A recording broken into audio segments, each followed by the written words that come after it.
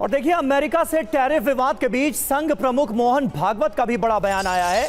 अंतर्राष्ट्रीय दबाव में ट्रेड नहीं होना चाहिए, यह कहा है आरएसएस चीफ ने। मोहन भागवत ने स्वदेशी वस्तुओं के इस्तेमाल पर जोर दिया है। जो घर में बनता है उसका इस्तेमाल किया जाए, उसे बढ़ावा दिया जाए, यह कहा है मोहन भागवत। कुटुंब भी परस्पर निर्भरता पर चलता है और इसलिए अंतर्राष्ट्रीय व्यापार तो चलेगा और उसमें लेन देन होगी, बस इसमें दबाव नहीं होना चाहिए, स्वेच्छा होनी चाहिए। और इसलिए स्वदेशी का पालन करना यानी क्या है, जो घर में बनता है वो बाहर से नहीं लाना।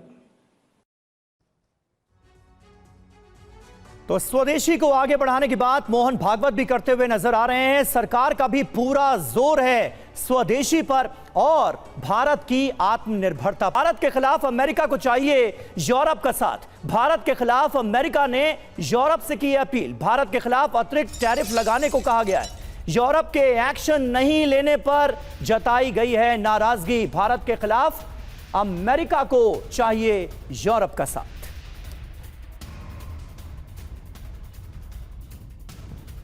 तो देखिए, ये टैरिफ वॉर जो है, इसका नतीजा आने वाले वक्त में क्या होगा, इस पर सबकी नजरें हैं। लेकिन फिलहाल अमेरिका का जो रुख नजर आ रहा है, जो बयानात सामने आ रहे हैं, वो अपने आप में चौंकाने वाले हैं। अमेरिका की कथनी और करनी में बहुत अंतर है। वो कह कुछ रहा है और कर कुछ रहा है। कह क्या रहा है, ये देखिए, दोस्ती की बात की जाती है। कर क्या रहा है, टैरिफ वाला आघात देता हुआ नजर आ रहा है भारत को। कितना फर्क है। टैरिफ पर समाधान निकालने की बातें कही जा रही हैं, लेकिन दरअसल पर्दे के पीछे यूरोप को भड़काने में कोई कसर नहीं छोड़ रहा ये अमेरिका। वैश्विक व्यापार में निष्पक्षता की बात की जाती है, लेकिन भारत को जानबूझकर टारगेट करता हुआ सीधे सीधे अमेरिका नजर आ रहा है। भारत के फायदे की खलिश उसके रुख में साफ तौर पर नजर आ रही है। चीन के साथ सख्ती की बात करता है, पर चीन पर नया टैरिफ नहीं लगाया गया है। तो यहां पर भी कहीं ना कहीं दोहरापन नीतियों में नजर आता है। आर्थिक सहयोग का वादा करता हुआ नजर आता है, लेकिन भारतीय अर्थव्यवस्था पर चोट पहुंचाने की पूरी कोशिश की जा रही है। तो मनीष, कथनी और करनी में तो बड़ा फर्क है। अब सवाल यह है कि इसका अंजाम क्या होगा। हमने देखा कि टैरिफ लागू होने के बाद भारतीय शेयर मार्केट्स पर भी इसका बड़ा असर पड़ा। भारतीय निवेशकों में भी एक चिंता है कि आने वाले वक्त में होगा क्या। हालांकि टैरिफ थ्रेट के बाद जब जब मार्केट गिरी है, उसने उतनी ही तेजी से भारतीय शेयर बाजारों ने रिकवर भी किया है। ऐसे में लोगों की यह चिंता वाजिब है क्या, और सरकार इसे कैसे एड्रेस कर रही?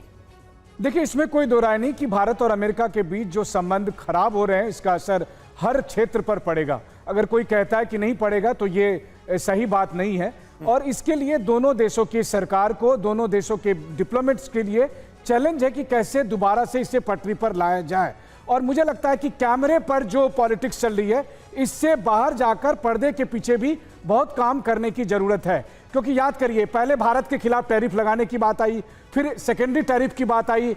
अब ट्रंप प्रशासन यूरोप से कह रहा है कि आप जो है सो भारत पर सेकेंडरी टैरिफ लगाए। कल के दिन अमेरिका अपील करेगा अपने तमाम सहयोगी देशों से कि आप भारत के साथ अपने रिश्ते बंद करें।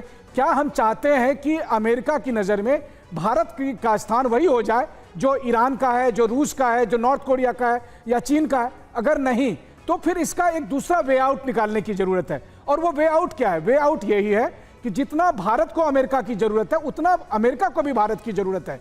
इसीलिए बातचीत किया जाना चाहिए, पर्दे के पीछे काम किए जाने की जरूरत है, ताकि इस बयानबाजी से परे हटकर संबंधों को कैसे पटरी पर लाया जाए। और इसी में दोनों देश का हित है। देखिए, बात यह नहीं है कि भारत के साथ अमेरिका के साथ मतभेद नहीं रहे, बिल्कुल मतभेद रहे।